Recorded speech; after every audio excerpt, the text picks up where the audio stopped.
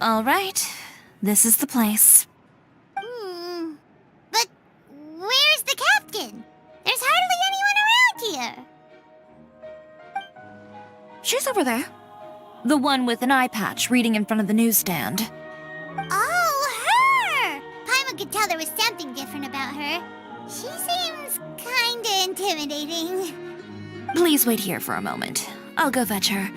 She's working now, so you might not want to get in her way. Working? But isn't she just standing there and reading a novel? Just trust me. Oh, alright, let's see what happens then. Shiori sure is a mysterious person. She claims just to be a fashion designer, but she knows all these powerful people. The court of Fontaine isn't particularly tolerant of visitors from overseas, so it isn't easy for a foreigner to promote their brand here. Even more so in the competitive world of fashion. Even a local like me just trying to make a film has to face all kinds of challenges. So I can only imagine what Shiori has been through to get where she is today. I'm sure that having more connections has definitely worked in her favor. Reading on the job? Detective novel. One main character? No. Multiple. Branching storylines. I see. How's the plot coming along? One of the main characters is about to make a choice that will affect the rest of his life. I'd wager he's going to make the wrong choice. Any way to speed things up? There's something I need your help with. You know that doesn't depend on me. It all comes down to what the character chooses. Which is exactly why I'm here to help.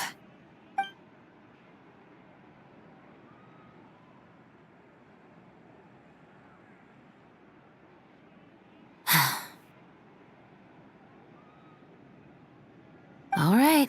It appears he made the wrong choice in the end. Halt! Huh? What's going on? Hand over whatever you're holding. Oh, it's just a book. I didn't buy anything else. Then I'm sure you wouldn't mind letting me have a look. Excuse me, officer. I don't mind you standing around here, not purchasing anything, but I'd prefer if you didn't disturb my customers. It's bad for business, you know. Don't give me that act. You won't be able to get off so easily either. I am Shavraz, captain of Fontaine's Special Security and Surveillance Patrol. I will say this one last time. Hand over whatever you're holding at once. And before you do anything unwise, let me remind you that I'll have you on the ground before you can even think about making a run for it. All right. I'll give it to you. But please let me say something first. If there's any contraband in that book, then the shopkeeper here is the one who slipped it in. I don't have anything to do with this. Why, you trying to leave me on the hook, huh? You were the one who said you wanted it. Save it for the interrogation room. Take them away, Letelier.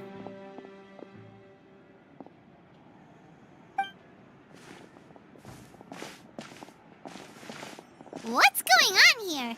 One second you're reading a book and the next you're escorting people away. And who are... Oh! Aren't you the traveler who's been all over the papers recently?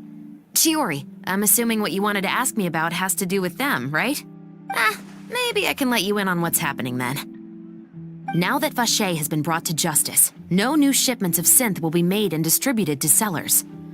The Fontaine guards have been busy collecting the remaining synths still circulating on the market. Thanks to a tip from our reliable source here, this should be the very last batch.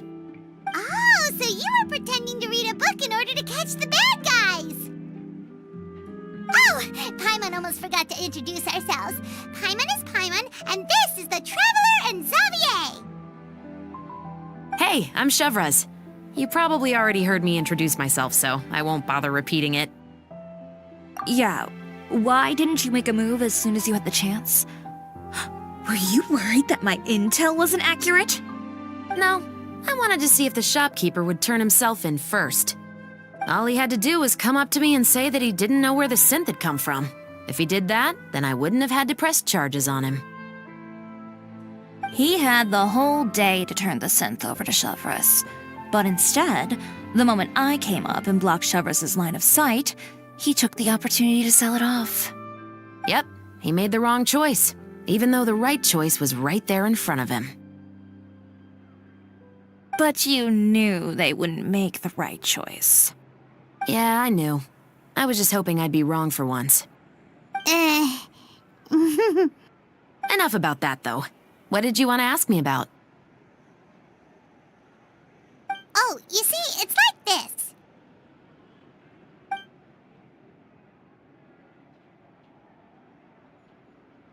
The Two Musketeers. You certainly have a good eye for a story. So what do you need me to do? Just be the action choreographer for the actors? Yes, that's right. I want to make sure we get all the details right. I want the actor's posture and understanding of firearms to be as realistic as possible. However, I'm afraid this work will require a bit of your time, since you'll have to be present whenever we're filming. Also, as for the pay... No need to say any more. I'll join. Huh? Just like that.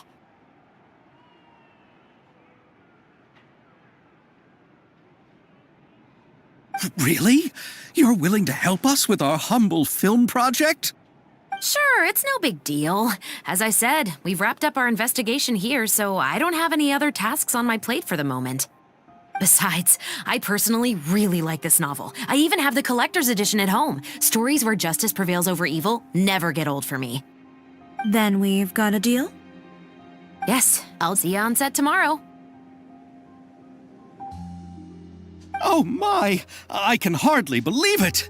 I should tell Lady Farina immediately.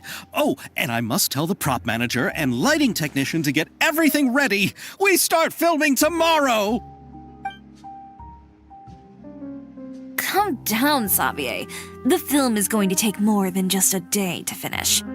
Still, I should also head back now and start preparing the actors' costumes and makeup. Alright, guess that's it for today then. Traveler, Paimon, please stay for a moment. I have something to tell you. Then I'll take Xavier back. Poor thing. He's so excited that he can't even walk straight anymore.